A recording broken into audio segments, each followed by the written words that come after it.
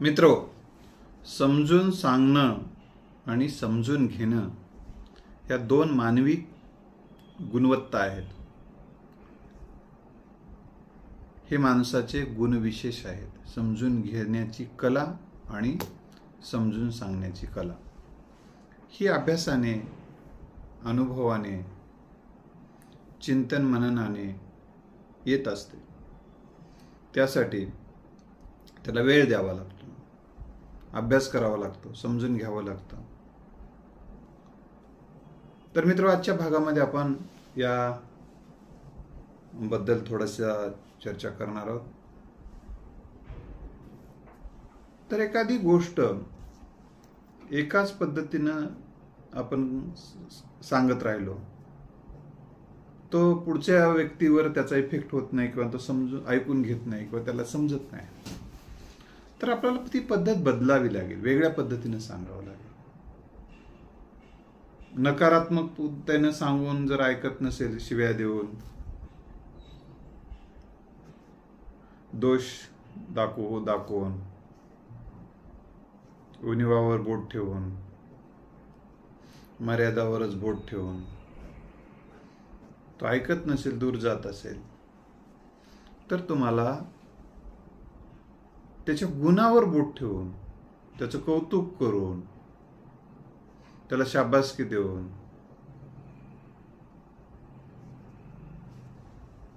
त्याला प्रेरणा, प्रोत्साहन देऊन, प्रेम देऊन समजून सांगितलं तर ऐकू शकतो का, यावर फोकस करा. कारण ती मेथड वापरून बघितली ना, आता दुसरी मेथड वापरून बघा. आपण आपल्या घराच्या चावी काढत असताना, कुलूप उघडत असताना, तर कुलूप उघडत असताना समजा त्या कुलपानं, आपल्याकडे 100 कुलपं आहेत आणि 100 चाव्या आहेत. आपल्याला ज्या कुलपाची चावी, त्या चावीच्या जे एखादा एक कुलूप आहे, त्या कुलपाची चावी जी असते त्याच चावीने तो कुलूप निघत असतो. दुसऱ्यानं प्रयत्न करून होत नाही. पण आपण ते दुसऱ्या चाव्यानं प्रयत्न करायलो, जी चावी वापरायला पाहिजे ती वापरतच नसू, तो कुलूप उघडणार नाही. तसं इतरांच्या मनाचे कुलप कोणत्या चाव्याने उघडू शकतात, याचं ज्ञान आपल्याला असलं पाहिजे.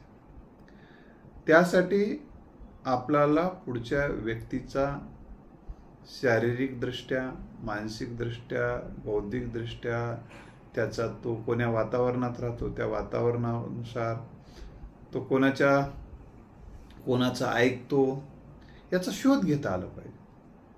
ज्याच्याकडून ऐकतो त्याच्याकडून सांगणं हा एक रामबाण उपाय असतो. म्हणजे मला या निमित्तानं सांगायचं आहे की आपल्याला वेगळ्या पद्धतीनं सांगून, वेगळ्या पद्धतीचा अवलंब करून हा विषय समजून घेता येतो, आपल्याला तो विषय साध्य करता येतो. आता एक उदाहरण मी या निमित्तानं सांगेन. एका व्यक्तीच्या घराच्या बाजूला मुलं खेळत असायचे. त्या व्यक्तीच्या घराच्या खिडक्या ह्या काचेच्या होत्या. त्याला भीती वाटायची, साहजिक आहे भीती वाटणे, की बाबा त्यांचा बॉल लागला तर माझ्या काचा फुटतील, ही भीती वाटायची. आता या परिस्थितीमध्ये काय करणं गरजेचं असते हे आपण समजून घेतलं पाहिजे. त्यांना कसं समजून सांगणं किंवा आपणच कसं समजून घेणं स्वतःला, हे दुसऱ्यांना समजून सांगणं हे जशी कला आहे, तसं स्वतःला समजून घेणं, स्वतः दुसऱ्यात बदल करणं हा एक भाग आहे जगण्याचा. नाही, काही जण म्हणतात आपल्यातच बदल करावा, दुसऱ्यात काही करू नये. हा अर्धवट ज्ञान आहे. कधी काही ठिकाणी दुसऱ्यातही बदल करावा लागतो, काही ठिकाणी आपल्यातही बदल करावा लागतो. एकांगी नसते. तर या ठिकाणी त्या मुलांना त्यांनी समजून सांगितलं, बेटा इथं काचा फुटतात माझ्या घराचे, तुम्ही इथं खेळू नका. आता त्यातला एक तर त्याने काचाला त्याच्या बाजूला पुन्हा अजून लोखंडाची जाळी जर बसून घेतली असती तर हा विषय मिटला असता, परंतु आता त्याला ते करायचं नव्हतं. मग त्यांना आता समजून सांगायचं, तुम्ही इथं खेळू नका रे, खेळू नका, मग शिव्या पण घालायचं. ते मुलं म्हणायची तुझी जागा नव्हती, तुला काय करायचं, आम्ही तुझ्या जागेत खेळालो का, दुसऱ्याची जागा आहे त्यांच्या खेळालो, त्यांना म्हणू द्या आम्हाला काही. आता ते काही हट्ट, मुलांचा हट्ट, बायकोचा हट्ट, बालहट्ट आणि स्त्री हट्ट असं म्हणतात. त्या हट्टाच्या पुढं ते काही मुलं ऐकायच्या तयार नव्हते. यांनी म्हटलं दुसऱ्या पद्धतीने आपण समजून सांगितलं तर काही फरक पडतो का हे बघूया. तर त्यांनी त्या मुलांना सांगितलं, 2 दिवस जाऊ दिला, बोलून घेतला आणि प्रेमानं सांगितलं की तुम्ही इथं खेळत जा म्हणला. मलाही करमणूक व्हायली, मलाच लक्षात आलं नव्हतं म्हणला घरी कोणी राहत नाही, आणि तुम्हाला मी रोज 1 रुपया देत जातो मला. 1 रुपया ही गोष्ट जुनी आहे. आता आपण हे उदाहरण घेत असताना 5 रुपये म्हणावं लागेल. ठीक आहे, आपण आता 5 रुपये म्हणू, 5 रुपये देतो असं म्हणाला. मग पोरं खुश झाले, काय हरकत नाही खेळतो म्हणले.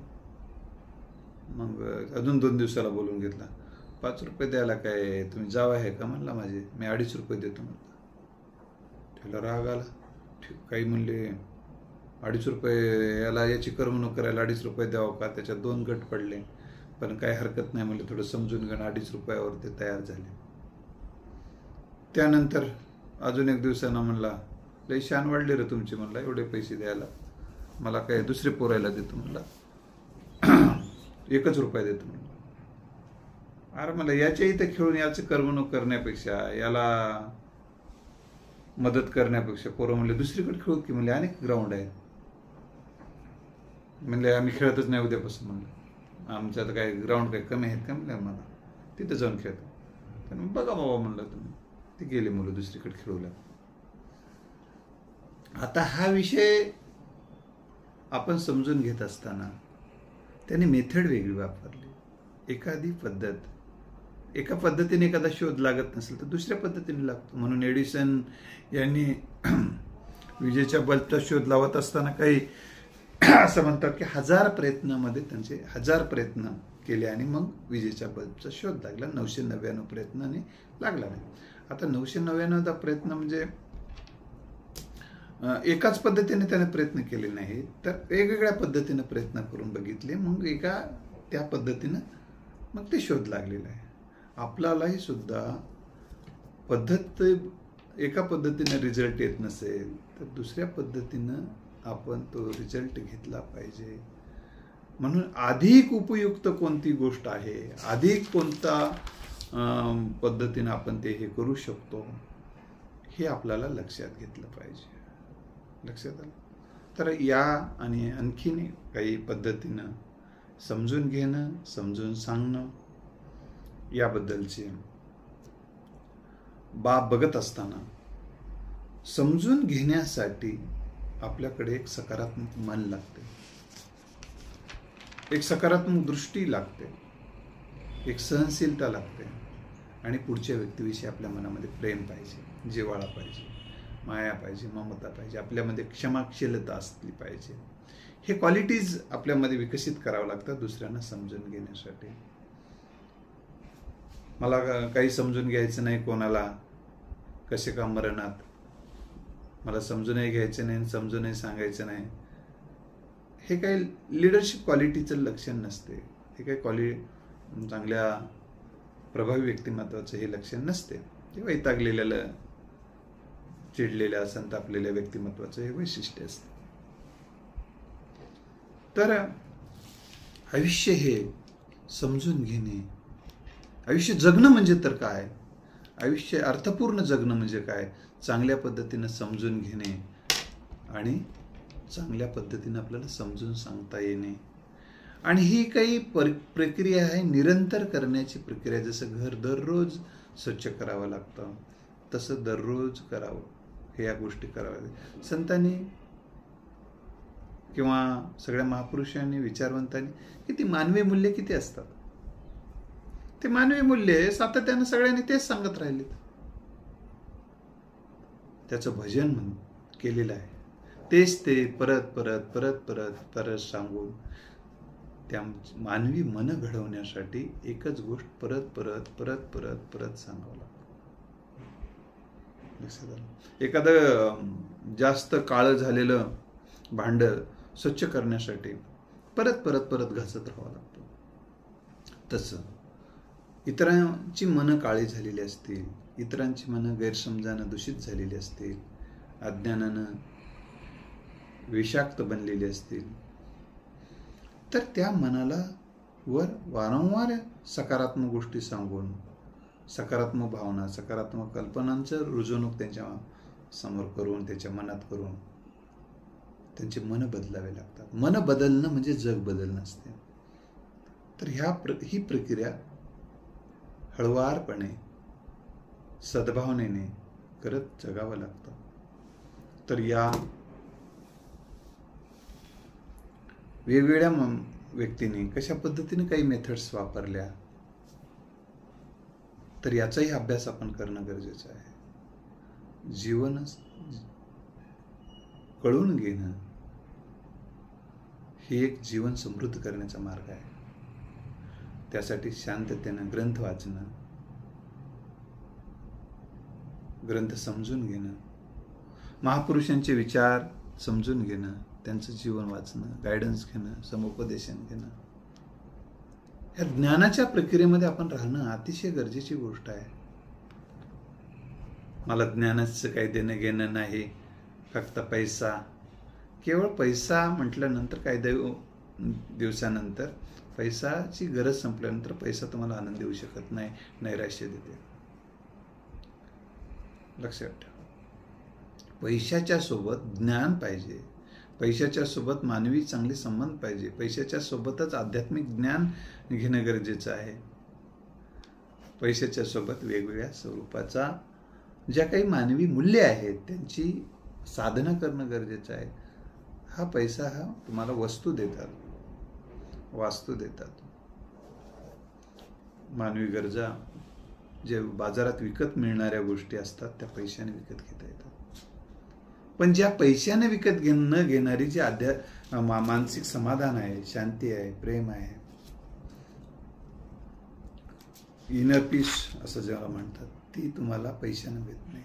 म्हणून पैशाने केवळ पैशाच्याच एकच पैसा एकच नाही, तर त्याचसोबत इतरही अनेक गोष्टी लागतात. एखाद्या बाजेला, पलंगाला 4 काय असतात, आधार देणारे घटक असतात. त्याला कोणी बाजेला 4 पाये म्हणतात. तसे 4 पाये त्याला असतात. पलंगाला सुद्धा 4 पाये, ते सांगत होतं. तर एकाच पायावर पलंग चालते का? तसं जीवन समृद्ध करण्यासाठी जसं पैसा अतिशय गरजेचा आहे. म्हणजे ज्या वस्तू बाजारात विकत मिळतात त्यासाठी पैशानेच घ्यावे लागतात. तिथं मी फार सद्भावना असतात बरं माझ्या मनामध्ये म्हणल्यानंतर, सावकाराकडे गेल्यानंतर, हो ठीक आहे, सद्भावना असतात, माझ्याही तुमच्याविषयी सद्भावना आहेत, माझ्याही सद्भावना तुमच्यासोबत आहेत, माझ्या वस्तू नाहीत म्हणते त्यांना. कारण वस्तू तुमच्यासोबत मी तेव्हाच देऊ शकतो मला पैसा दिल्यावर. पण पैसा वस्तूसाठी आवश्यक असते. पण मानसिक मनस्थिती उत्तम ठेवण्यासाठी सकारात्मक विचार, सकारात्मक भावना, सकारात्मक कल्पना असतात. यामुळे मन समृद्ध बनते आणि समृद्ध मन चांगलं समजून घेऊ शकते, चांगलं समजून सांगू शकते. मित्र, पुढच्या भागामध्ये आपण याच विषयावर, याच संदर्भानं काही नवे मुद्दे बघणार आहोत. हा व्हिडिओ आपल्याला जर आवडला असेल, तुम्हाला उपकारक वाटत असेल तर इतरांना पाठवून सहकार्य करा, ही विनंती करून थांबतो. नमस्कार.